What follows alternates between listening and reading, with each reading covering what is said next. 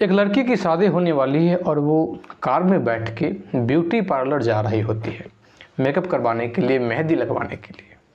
लेकिन जैसे ही जो गाड़ी जो होती है, कार जो होती है, चौराहे पर रुकती है, इतने ही देर में क्या होता है कि एक जो बच्चा होता है वो आता है और फिर शीशा को साफ़ करने लगता है। शीशा को साफ़ करने लगता है चूँकि चौराहे पर गाड़ी रुकी हुई थी। और वो जो लड़का होता है एकदम से हाथ जो होता है फैला देता है। ये जो लड़की होती है खुले जो पैसा होता है उसको देखने लगती है देने के लिए, और खुले पैसा देती भी है और अपने मुख से ये बात भी कहती है कि ये लोगों का धंधा हो गया है। अब इतना छोटा बच्चा है कि अगर पैसा मांग देता है तो फिर मजबूरन में दया के लोग पैसा दे ही देते हैं। इतना वो जो लड़की थी, दुल्हन थी, वो कहती है। और जैसे ही थोड़ा गाड़ी आगे बढ़ने वाला होता है, इतना ही देर में वो जो बच्चा होता है पैसा लेकर एक औरत के पास जाता है, एक औरत के हाथों में देता है। और जैसे उस औरत को ये जो दुल्हन देखती है, एकदम से इसका जो पूरा सर है वो चकरा जाता है, घूम जाता है। क्योंकि वो जो औरत थी वो वही औरत थी जिसको कभी ये जो दुल्हन थी अपना बच्चा दिया था। कहने का मतलब है कि वो जो बच्चा था, 10 साल का जो बच्चा था, वो जो साफ़ कर रहा था गाड़ी, वो कोई और नहीं था बल्कि उसी दुल्हन का बेटा था। वो अपने बेटे को जन्म हुआ था और उसी समय उस औरत के पास छोड़ आई थी। फिर जो होता है बहुत ही गजब का होता है। नमस्कार, प्रणाम, मैं दीपक कुमार यादव। कहानी के इस नए एपिसोड में आप सभी का बहुत बहुत स्वागत है। वीडियो देखने से पहले थोड़ा सा वीडियो को लाइक कर दीजिए, और अभी तक अगर आपने हमारे चैनल को सब्सक्राइब नहीं किया है तो प्लीज़ चैनल को सब्सक्राइब कर दीजिए। सरिता जो कि अभी मात्र 18 साल की लड़की है, और 18 साल की लड़की है, मैट्रिक कर चुकी है, मतलब 10th पास कर गई है, इंटरमीडिएट में पढ़ रही होती है। और इसी पढ़ाई के दौरान क्या होता है कि एक राहुल नाम का जो लड़का होता है उससे पहले दोस्ती होती है, और फिर धीरे धीरे दोनों का जो रिश्ता होता है वो प्यार में बदल जाता है। दोनों एक दूसरे से प्रेम करने लगते हैं, और चूंकि एक दूसरे से जब प्रेम कर रहे थे तो फिर दोनों के बीच में वो संबंध भी बनते हैं। उसका रिजल्ट यह होता है कि सरिता जो होती है वो प्रेग्नेंट हो जाती है। और चूँकि सरिता जो है प्रेग्नेंट होती है, सरिता को ये बात बखूबी पता चलता है कि हम प्रेग्नेंट हो गए। अब वो क्या करती है कि अब क्या करें, वो डरती नहीं है। फिर उसको इसी में ही कुछ सूझ जाता है। उसको लगता है कि अगर इसको अगर हम रहने देते हैं तो मजबूरन हमारे गार्जियन को, जिस लड़के से हम प्रेम करते हैं, जिस लड़के का जो बच्चा है हमारे पेट में है, राहुल से हमारी शादी हो जाएगी। घर वाले जो हैं वो बिल्कुल मान जाएंगे। अब क्या होता है कि सरिता जो है ये बात राहुल से भी नहीं कहती है। राहुल भी कम एज का लड़का है। सरिता अपने मन में सोच लेती है कि हो सकता है कि राहुल को कहेंगे तो फिर वो कोई हमको दवा ला के ना दे दे, या कुछ वैसा कुछ कहे ना। जब कुछ ऐसा हो जाएगा, जब ये लग जाएगा कि अब इसको हम बाहर नहीं निकलवा सकते हैं, फिर तब उसको हम कहेंगे, फिर इसका जानकारी हम उसको देंगे। सरिता देखती है कि आखिर करे तो क्या करें। अगर घर पे रहते हैं तो फिर लोगों को पता चल जाएगा, फिर बात बढ़ जाएगी। सरिता के जो पिता हैं वो भी विदेश में रहते हैं, माँ जो होती है विदेश में भी रहती है, घर पे भी रहती है। फिर क्या करें। फिर सरिता जो होती है वो एकदम से कहती है कि भाई हम बाहर रूम लेके हम पढ़ना चाहते हैं। और ये बात जो होती है भाई फोर्सली अपने घर वालों को कहती है। घर वाले 1-2 बार विरोध करते हैं, फिर मान जाते हैं। फिर सरिता जो होती है बाहर एक रूम ले लेती है और पढ़ने लगती है, रहने लगती है। चूँकि उसका यह उद्देश्य था कि ये लोगों को पता ना चल जाए। जैसे ही और 2-2.5 महीना रहती है, अब समय जो था वो लगभग 4 महीना 5 महीना हो गया था। फिर क्या होता है कि सरिता जो होती है उसको ये लगने लगा कि लोग हमको टोकने लगेंगे, लोग हमको अलग नज़र से देखने लगा है। फिर वो रूम से निकलना बंद कर देती है और राहुल को कॉल करके बुलाती है। राहुल को कॉल करके बुलाती है और कहती है कि भाई बात ऐसा ऐसा है। जब राहुल पूरा चीज़ को देखता है तो राहुल बहुत डांटता है, एकदम से कहता है कि भाई ऐसा हो नहीं सकता है, तुमको इसको अबॉर्शन करवाना पड़ेगा।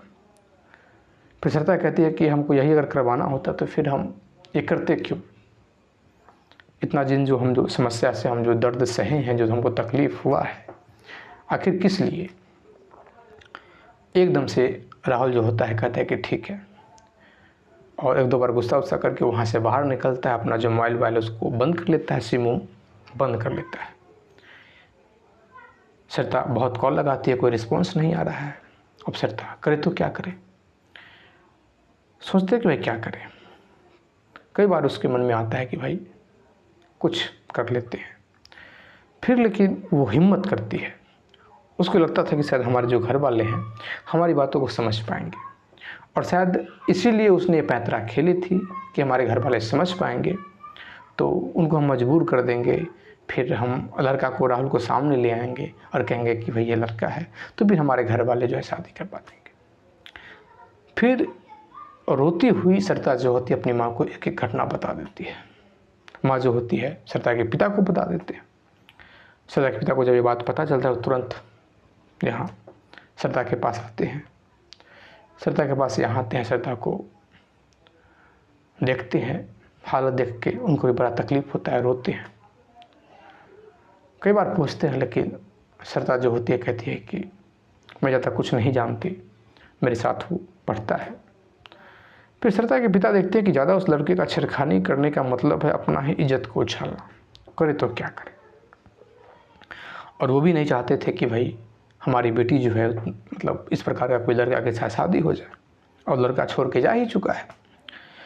फिर वो डॉक्टर से बात करते हैं। फिर डॉक्टर ने साफ कह दिया कि रिक्सी है, समस्या हो जाएगा, ऐसा भी हो सकता है कि जीवन में कभी मां ना बन पाए। बड़ा मुसीबत है कि बेहतर इसी में है कि बच्चा को जन्म दे दिया जाए। चूँकि समय जो है अब बढ़ गया है, समय 6 महीना पार हो गया है। चूँकि ये सब प्रक्रिया में काफ़ी समय लगा, ऐसा नहीं हुआ कि सरिता को राहुल ने धोखा दिया और एक ही बार में सरिता अपनी माँ को बता दी। सब समय लेती है, जब उसको लगता है कि अब बताना ही पड़ेगा तब बताती है। फिर क्या होता है कि सरिता के जो पिता है वो एक महिला को लेकर आते हैं, नौकरानी को लेकर आते हैं, वहाँ रख देते हैं।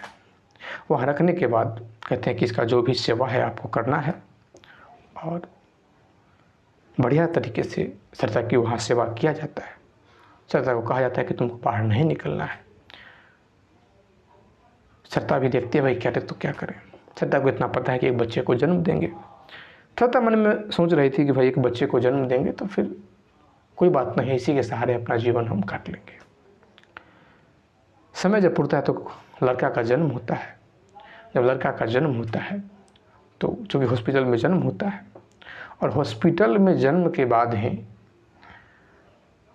बच्चा जो होता है 2 दिन तक सरिता के पास रहता है। जब सरिता जैसे ही घर आती है, फिर क्या होता है कि सरिता के जो पिता हैं सरिता को लेकर विदेश चले जाते हैं और एक माइंड वॉश करते हैं।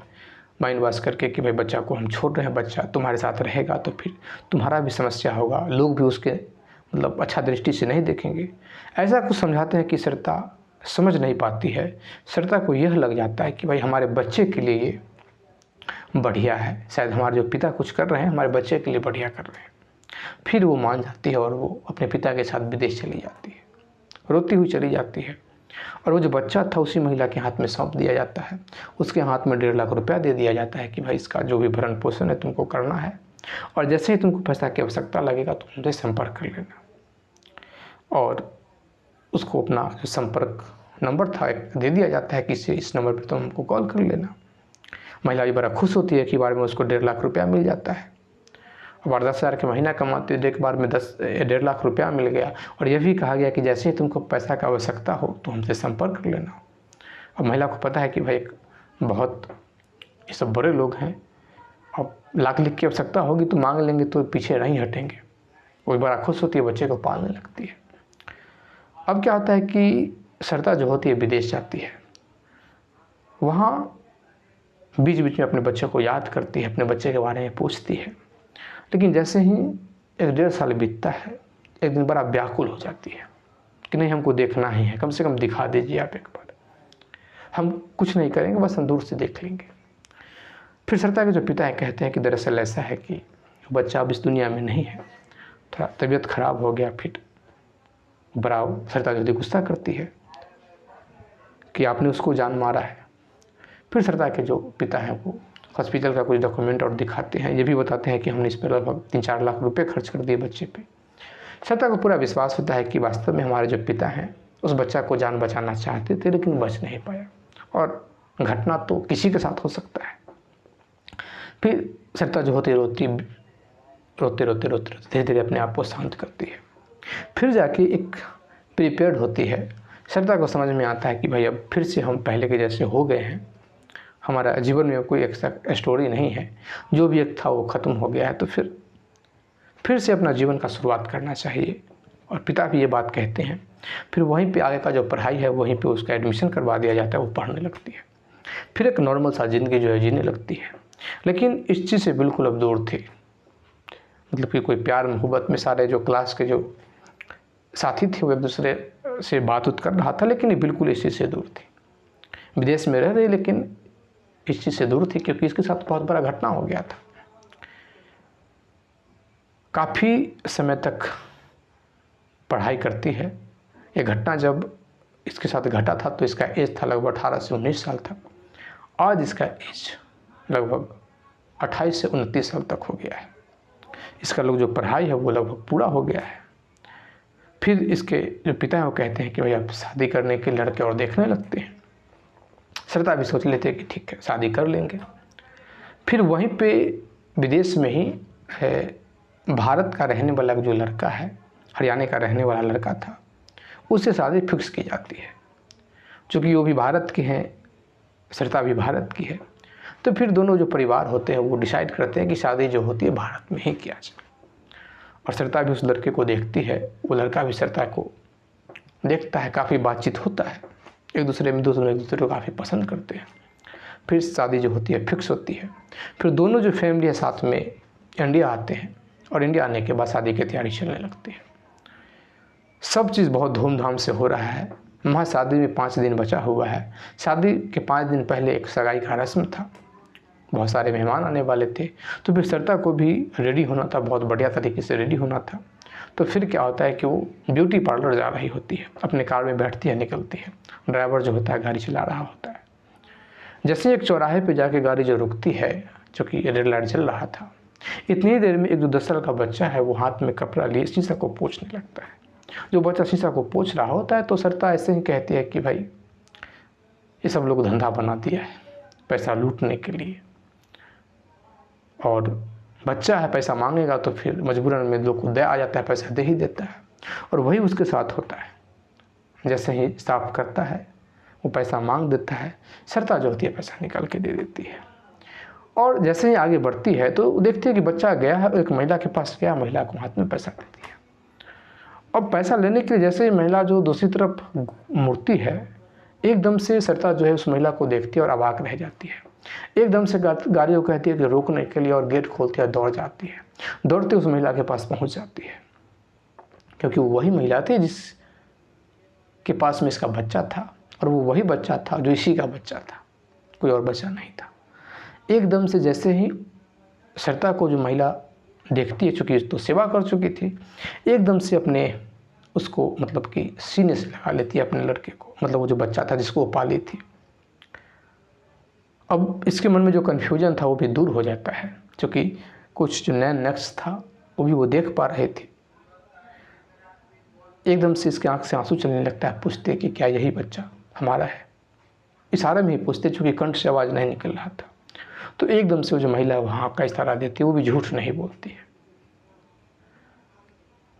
फिर जब कार में दोनों आते हैं, बच्चा को भी सरिता जो लेके आती है, फिर पूछते हैं कि इतना साल हो गया आपने हमसे मिला नहीं।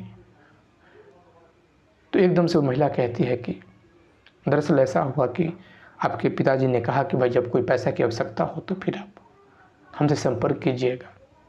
जब हमको आवश्यकता पड़ा, ये बच्चा लगभग 1.5 साल का था, तो हमने बहुत उनसे संपर्क करने का कोशिश किया, लेकिन उन्होंने जानबूझ के हमें गलत संपर्क नंबर दे दिया था, कोई कांटेक्ट ही नहीं हो पाया। हमने बहुत प्रयास किया लेकिन कोई पता ही नहीं लग पाया। फिर हम इसको अनाथ आश्रय में छोड़ने के लिए जा रहे थे। जब हम छोड़ने के लिए जा रहे थे तो ये हमसे लिपट गया, पता नहीं इसके मन में क्या आया था, रोने लगा था। फिर मेरा मन होगा कि हम अब इसको इसी को पालेंगे, और फिर हम इसको अपने बेटे की तरह पाल रहे हैं। अब जैसा हमारे परिस्थिति है उसी परिस्थिति में इसको रख रहे हैं, लेकिन अपने स्तर से हम किसी प्रकार का इसको दिक्कत नहीं दे रहे हैं। अब क्या होता है कि सरता जो चुकी तो दुल्हन के लगभग भेष में थी, चूँकि ब्यूटी पार्लर जा रही थी, आज रात में फंक्शन होने वाला है।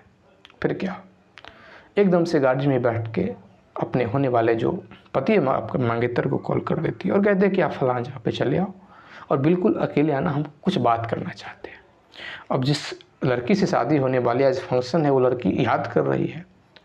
एकदम से वो जो लड़का होता है कार से वहाँ पहुँचता है, एक पार्क में सरता है, वो लड़का है और जो मंगेतर है इसका वो है, तीनों बैठता है। वो कहता है भाई क्या बात है, इतना इमरजेंसी क्या है। फिर एकदम से सरता जो कहती है कि एक विचार हम लेना चाहते हैं, एक बात हम पूछना चाहते हैं। और दरअसल वो पूरा स्टोरी बताती है कि जो बच्चा है ये हमारी सहेली का लड़का है और ऐसा ऐसा घटना घटा है। कहने का मतलब है कि जो भी इसके साथ बीता था वो ये अपनी सहेली को मान के बता देती है कि मेरी सहेली के साथ ऐसा ऐसा घटना घटा है और उसी का ये लड़का है, और हमारी सहेली की भी शादी होने वाली है और उस लड़की को, हमारी सहेली को क्या करना चाहिए। फिर वो जो लड़का है बड़ा अच्छा उत्तर देता है। वो कहता है कि देखो, अगर वो लड़का मिल गया है तो फिर उसको अपना लेना चाहिए, क्योंकि उसका खून है, उस लड़के का कोई गलती नहीं है।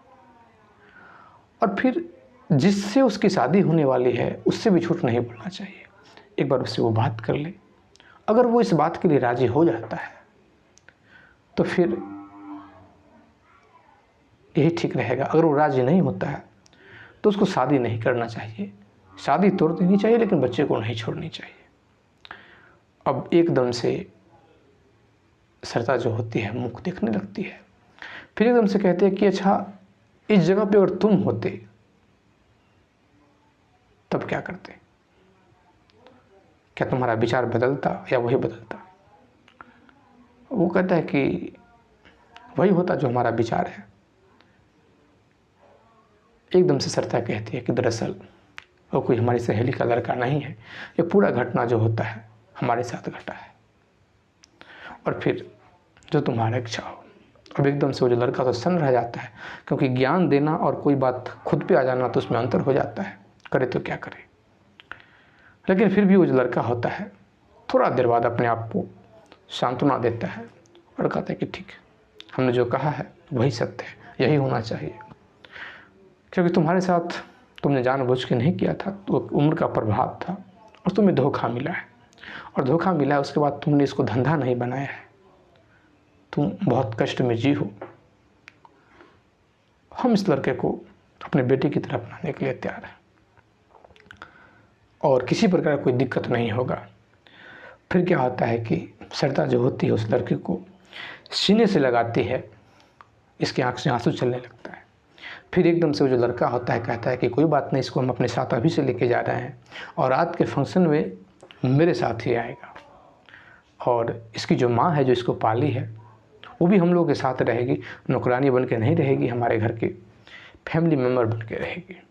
और वही होता है, वो लड़के को ले जाता है, रात में फंक्शन में भी आता है, शादी भी होती है, और शादी के बाद वो जो लड़का है अपना जो बेटा को लेकर और वो महिला को लेकर फिर विदेश चला जाता है।